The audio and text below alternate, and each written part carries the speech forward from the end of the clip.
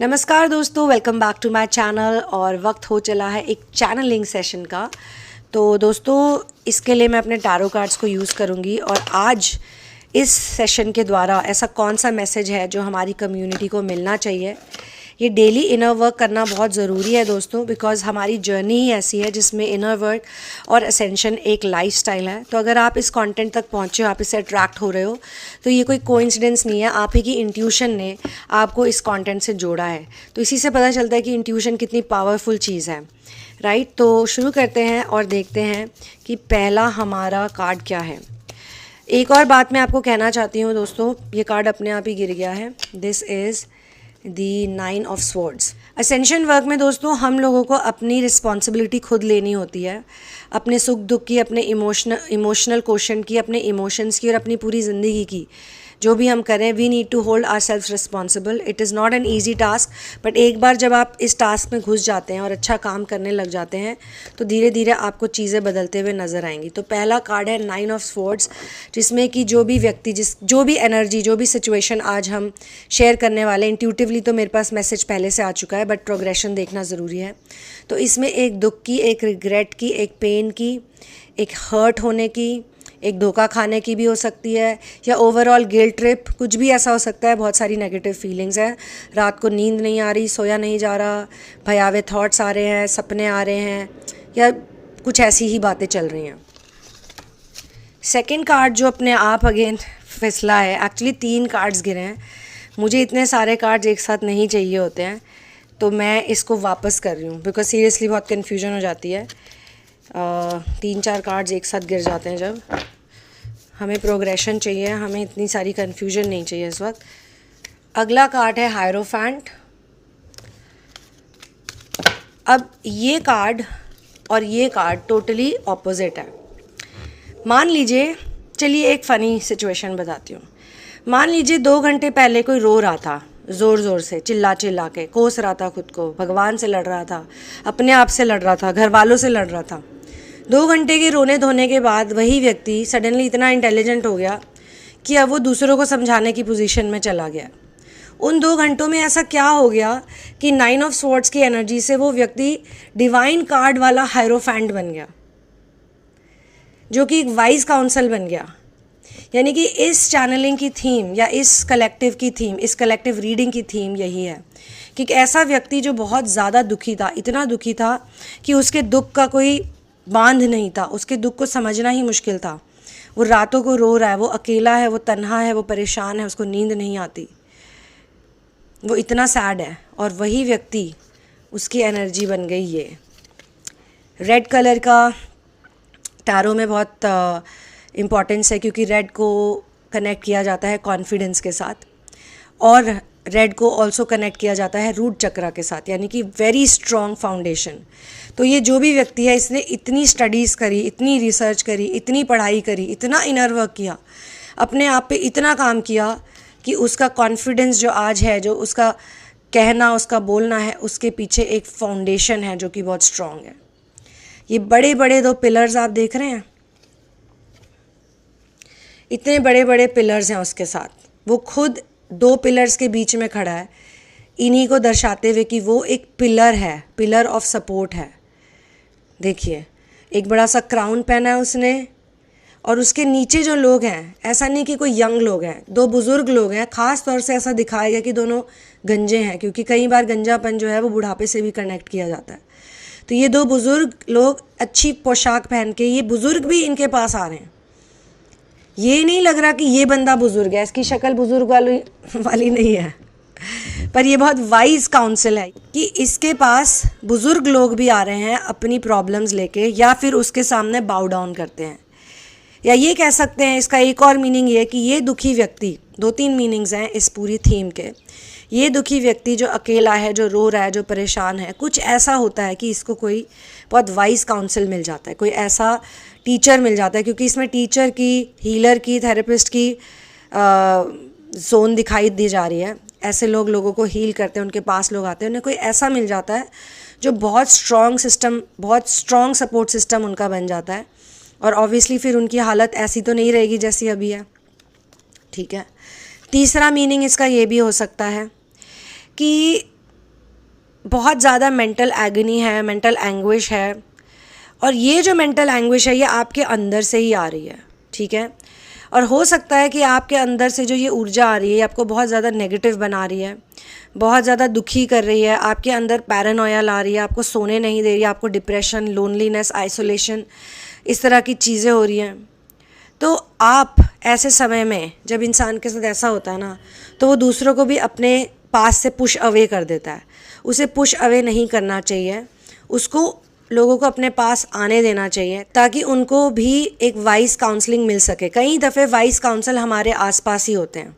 कोई छोटा बच्चा भी हो सकता है, कोई बुज़ुर्ग हो सकता है, माता पिता हो सकते हैं, दोस्त हो सकते हैं, कोई भी हो सकता है, पर हम उनको अपने से दूर कर देते हैं। तो अगर आप दुखी हैं, परेशान हैं, तो लोनलीनेस, आइसोलेशन में मत रहिए, बाहर निकलिए, पार्क में जाइए, घूमिए, कॉफ़ी शॉप में जाइए। अगर आपको किसी से बात नहीं भी करनी, कुछ ऐसा करिए कि आप थोड़ा रिलैक्स फील करें, अगर आपकी ये कंडीशन है तो।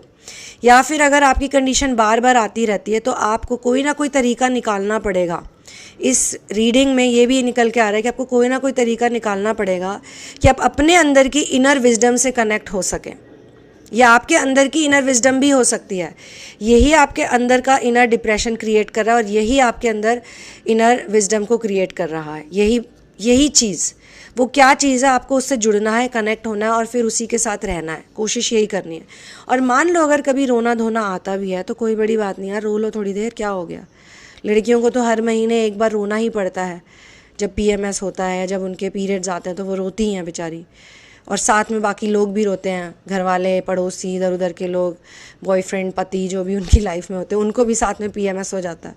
तो रोना कोई बुरी बात नहीं है, रोने के बाद ही इंसान हंसता है और लाइफ के लेसन सीखता है।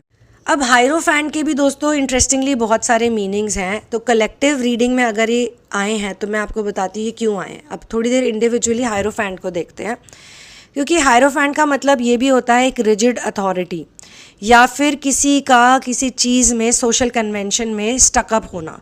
Not in a negative way वैसे तो, लेकिन क्योंकि ये कार्ड थोड़ा नेगेटिव आया है तो हो सकता है कि ये दो तरीके के मीनिंग्स हम सबको दे रहा हो। कई दफ़े हम लोग रूढ़िवादी यानी कि कर्मकांडी व्यवस्था में इतने घुस जाते हैं कि हम असली चीज़ को समझते ही नहीं हैं, ठीक है। तो हमको सिर्फ अच्छी चीज़ें ग्रहण करनी है, अच्छी टीचिंग, अच्छी गाइडेंस, और एक ऐसी अथॉरिटी में जाना है जो नेचुरल ऑर्गेनिकली आती है। ज़बरदस्ती की ईगो अथॉरिटी में हमें नहीं जाना, वरना अगर हम नेगेटिव अथॉरिटी में चले जाएंगे तो फिर हम दुखी ही रहेंगे। बट ओवरऑल हायरोफैंट हमेशा इंसान को उत्थान की तरफ ही ले जाता है। तो मान लो अगर आपके अंदर बार बार एक लो फेज़ आता रहता है, हर थोड़े थोड़े दिनों में, हर थोड़ी थोड़ी देर में, तो कहीं ना कहीं ये भी दर्शाया जा रहा है कि ये आपको उत्थान की तरफ ले जाएगा। The next important point in the progression for the person who is representing this collective reading or this collective is Page of Wands। दोस्तों इस कार्ड को देख के ये प्रतीत होता है कि जिसकी भी मैं अभी रीडिंग कर रही हूँ उस बंदे की पर्सनालिटी या उस व्यक्ति की, लड़का लड़की कोई भी मेल फीमेल की पर्सनालिटी बहुत ही लाइवली है, एक यूथफुल इंडिविजुअल हैं ये, जिनकी एनर्जी बहुत ज़्यादा है, बाउंडलेस एनर्जी के मालिक हैं ये। इस व्यक्ति के अंदर बहुत ज़्यादा लॉयल्टी है। यस लक्ष्मी, ये बहुत लॉयल हैं ये, यानी कि आप जो भी इससे रेजोनेट कर रहे हैं बहुत लॉयल हैं। ऐसी लॉयल्टी बहुत कम लोगों में दिखती है, और साथ में इनके अंदर सीखने का जज्बा बहुत ज़्यादा स्ट्रॉन्ग है। They want to learn. So ये कह सकते हैं कि मुझे इनकी एनर्जी भी बहुत अच्छी लग रही है, because they have a very strong root chakra, और जो इनके अंदर ये गोल्ड इन्होंने वस्त्र पहने और जिस तरीके से ये वॉन्ड को देख रहे हैं, इनकी एनर्जी बहुत स्ट्रॉन्ग है। इन तीनों कार्ड्स का सबसे बड़ा स्ट्रॉन्ग कनेक्शन ये नज़र आ रहा है कि ये जो भी व्यक्ति हैं इनके अंदर बाउंडलेस एनर्जी है, यूथफुल एनर्जी है। आपके अंदर बाउंडलेस एनर्जी है, वाइटैलिटी है, बहुत ही अच्छी पर्सनालिटी भी है आपकी। आप काफ़ी जिस भी एज ग्रुप के हो गए आप, लेकिन आपके अंदर यूथफुलनेस बहुत स्ट्रॉन्ग है। आप बहुत wise, intelligent, you are a very intelligent person, well researched person. आपको रिसर्च करना, सीखना, पढ़ना बहुत पसंद है। लेकिन जब आप लो हो जाते हो, तो आप हद से ज़्यादा लो हो जाते हो, और आप उस लो फेज़ में काफ़ी समय तक रहते हो। तो आपको उस लो फेज़ से निकलना आना चाहिए ताकि आप अपनी हायरोफैंट एनर्जीज़ में आ सको, और साथ ही साथ आप कुछ नए प्रोजेक्ट्स को अचीव कर सको, मतलब उन्हें स्टार्ट कर सको या उन्हें स्मूथली रन कर सको। बिकॉज जब जब ये एनर्जी आती है तो हो सकता है आपके जो प्रोजेक्ट्स पाइपलाइन में हो या जो प्रोजेक्ट्स आपके ऑनगोइंग हो वो इम्पैक्ट हो जाते हैं, क्योंकि आप जल्दी से मूव ऑन नहीं करते हैं। तो वो जल्दी से मूव ऑन ना करने की वजह से वो जो एनर्जी है, उसकी जो प्रोजेक्ट की जो एनर्जी है या आपकी जो एनर्जी है, जो आपकी एक्साइटमेंट लेवल है, जो आपकी हैप्पीनेस है, वो कम हो जाती है। तो फिर आप उस पर कम ध्यान देते हो। ध्यान देने की वजह से आपकी जो भी है ग्रोथ उस चीज़ में कम हो रही है। इवन इनर वर्क में भी कभी कभी ऐसा होता होगा कि आप बहुत दिनों तक सैड हैं उस बात की वजह से। तो इस चैनलिंग के थ्रू मुझे एक चीज़ और बताई जा रही है कि लो होना बुरी बात नहीं है। इंसान लो हो सकता है, इंसान को गुस्सा आ सकता है, इंसान दुखी हो सकता है। आफ्टर ऑल वो इंसान है, वो दुखी क्यों नहीं होगा, वो लो क्यों नहीं होएगा, उसे कोई तकलीफ़ क्यों नहीं होएगी, हो सकती है। लेकिन इम्पॉर्टेंट चीज़ ये है कि आपको उससे निकलना आना चाहिए। यानी कि आप अगर 15 मिनट पहले सैड थे तो 15 मिनट में, आधे घंटे में, 1 घंटे में आपको नॉर्मल हो जाना आना चाहिए। और नॉर्मल होने का मतलब ये है कि जो भी चीज़ें आप कर रहे हो, इनर वर्क कर रहे हो, प्रोजेक्ट कर रहे हो, मिशन वर्क कर रहे हो, काम कर रहे हो, मच्छर मार रहे हो, जो भी कर रहे हो, आप उसमें वापस आ जाने चाहिए। देखिए, मैं इसे एडिट करके हटाऊंगी नहीं, क्योंकि मैं लोगों को दिखाना चाहती हूँ कि जब हम वीडियो बनाते हैं तो हम भी नॉर्मल इंसान हैं। हम इसी टॉपिक के बारे में बात कर रहे हैं। मच्छर हर जगह हैं। ऐसा नहीं है कि किसी बहुत बड़े फेमस सेलिब्रिटी के घर पे मच्छर ही नहीं आते या मक्खियाँ नहीं आती। जहाँ जहाँ पे दुनिया है वहाँ पे ये सब होना ही है। लेकिन हाँ, हम उनको, उस एरिया को क्लीन अप रख सकते हैं, हम उन मच्छरों को भगाने का कोई उपाय कर सकते हैं, या फिर मच्छर के आने से बिना डिस्ट्रैक्ट हुए हम अपने टॉपिक को कंटिन्यू भी कर सकते हैं। बहुत ही सही टाइम पे ये मच्छर आया मेरे ख्याल से। कुछ मैसेजेस मैं ऑटो रीडिंग के थ्रू निकालूंगी दोस्तों, देखने के लिए कि इस चैनल में और ऐसा क्या है कलेक्टिव में जो आपको पता होना चाहिए। Someone who has to be right, यानी कि आपके इर्द गिर्द, अगेन मैं कहती हूँ ये इससे बहुत ज़्यादा मैच करता है। Someone who has to be right, आपके इर्द गिर्द कोई ऐसा व्यक्ति है या कोई ऐसी व्यक्ति ही दिख रहा है मुझे, तो समवन तो व्यक्ति होगा, लेकिन कोई ऐसी सिचुएशन भी हो सकती है जिसकी वजह से जो भी वो लोग हैं, जो भी वो व्यक्ति विशेष स्पेसिफिक पर्सन है, वो हमेशा खुद को राइट ही समझते हैं और जिसकी वजह से आप परेशान हो जाते हो। अगर आप उनसे कभी कोई आर्ग्यूमेंट करते हो, डिबेट करते हो, डिस्कशन करते हो, तो उसका कभी भी कोई भी कंक्लूजन या निष्कर्ष नहीं निकल के आता। हमेशा ऐसा ही प्रतीत होता है कि आप ही गलत हो, आप ही बुरे हो। वैसे तो हम इनर वर्क में कहते हैं कि फ्लॉ हमारे अंदर ही है। अगर कोई चीज़ हमें ट्रिगर कर रही है तो हमारे अंदर ही है, तो हम उसे पॉजिटिव भी ले सकते हैं कि अगर किसी इंसान की वजह से आपको बार बार ये फील होता है कि आप रॉन्ग हो और वो ही राइट है, आप रॉन्ग हो, आप रॉन्ग हो, आपने तो पैदा होके ही गलती कर दी, आपने तो इस दुनिया में आके ही कोई बहुत बड़ी मिस्टेक कर दी है। मतलब चाहे आप कितने भी अच्छे हो जाओगे, वो कभी आपको अच्छा नहीं कहेंगे, क्योंकि कोई ऐसा व्यक्ति जो हमेशा राइट होता है। तो अगर आप ऐसे इंसान की छत्र छाया में या ऐसे इंसान के इर्द गिर्द रहते हो तो आपका तो जाहिर सी बात है लो होना तो नेचुरल है, तो अब इसका तो कोई इलाज निकालना पड़ेगा। लेकिन एक बहुत अच्छा कार्ड आया है कि आपको ऐसा फील होता है कि आप सपोर्टेड नहीं हो, आपको कोई सपोर्ट नहीं करता, आपका कोई साथ नहीं देता, आप इस दुनिया में अकेले हो। और देखिए कितना अच्छा कार्ड आया है कि you are supported by your soul family always. आपकी ऐसी एक सोल फैमिली है, यानी कि दूसरे आयामों में, अदर डायमेंशंस में रहने वाले आपके एंजल्स हो सकते हैं, आपके मास्टर्स हो सकते हैं, आपके गाइड्स हो सकते हैं, आपसे बहुत ज़्यादा क्लोज हैं, बहुत ज़्यादा आपका ध्यान रखते हैं। और आप में से कईयों के पास इंट्यूटिव एबिलिटीज़ और गिफ्ट्स होंगी, कोई ऐसी साइकिक पावर्स होंगी कि आप उनसे लगातार निरंतर बातें भी करते होंगे। वही आपको हमेशा खड़ा करते हैं, वही आपको हमेशा समझाते हैं, वही आपके आंसू पोंछते हैं। तो आप अकेले नहीं हो। इसीलिए शायद ये रीडिंग आज आई है, ये चैनलिंग बहुत सही समय पे आई है। मुझे ऐसा लगता है कि इस चैनलिंग के आने के पीछे का कारण है कि हम लोग भी एनर्जेटिक मैच होते हैं। और देखिए दोस्तों, ये कार्ड आया है क्रिएट बाउंड्रीज़। ये कार्ड बहुत इम्पॉर्टेंट है क्योंकि आपके जो दुख का कारण है, आपके बार बार लो होने का जो रीज़न है, वो यही है। कहाँ गया वो कार्ड, कि आपने बाउंड्रीज़ नहीं बना के रखी। आपने उन लोगों को बहुत ज़्यादा इम्पोर्टेंस दी है, आप उनकी हर एक चीज़ को एक्सेप्ट कर लेते हो, आप उनकी हर एक बात मानते हो, आप उनको जा जा के प्लीज़ करते हो, वो आपका ध्यान ना भी रखें आप उनका ध्यान हमेशा रखते हो, या आप उनको माफ़ करना देखिए अच्छी बात है, लेकिन माफ़ करने के बाद आपको उनके साथ एक दायरा बनाना अब ज़रूरी है। अगर आप बार बार इस तरीके से लो नहीं होना चाहते, क्योंकि ऐसे तो आपकी सारी की सारी ऊर्जा एनर्जी है, आपकी सारी पॉजिटिव एनर्जीज, आपकी सारी अच्छी एनर्जी, आपकी जो ये देखिए इसमें जो दिखाई दे गई है, ये पेज ऑफ वॉन्ड्स की जो एनर्जी है, ये भरपूर उत्साह, ये बाउंडलेस एनर्जी, इस पर एक ब्लॉक, एक स्टॉप लग जाता है क्योंकि आपने बाउंड्रीज़ नहीं बनाई। अगर आपको बाउंड्रीज़ बनानी है तब आपको इन लोगों से अपना डिस्टेंस बनाना पड़ेगा, थोड़ी दूरियां बनानी पड़ेंगी। 100% दूरी तो नहीं बना सकते आप, लेकिन आपको कोई ना कोई दूरी बनानी पड़ेगी, या छोटी छोटी चीज़ें आपको बदलनी पड़ेगी। आप इनसे हर बात मत बताइए, आप इनसे शेयर करते हो इनको अपना समझ के, आप तो इनसे प्यार करते हो, तो शायद ये भी इसे उसी तरीके से लेंगे जिस तरीके से मैंने सोचा है। पर सोच का फ़र्क बहुत ज़्यादा है दोस्तों, इसीलिए आप इनको अपनी बातें मत शेयर कीजिए, ओवर शेयरिंग मत कीजिए, इनको प्लीज़ मत कीजिए, इनको मनोरंजन मत दीजिए। आप इनके लिए केवल एक मनोरंजन है, टाइम पास, एंटरटेनमेंट। आप इनका टाइम पास मत कीजिए, आप इनको भी देखिए ना, ये आपका साथ कितना निभाते हैं, ये आपसे कितना प्यार करते हैं, इनको भी तो मौका दीजिए बताने का। और जहाँ तक मुझे बताया जा रहा है कि अभी तक आपको निराशा ही हाथ लगी है।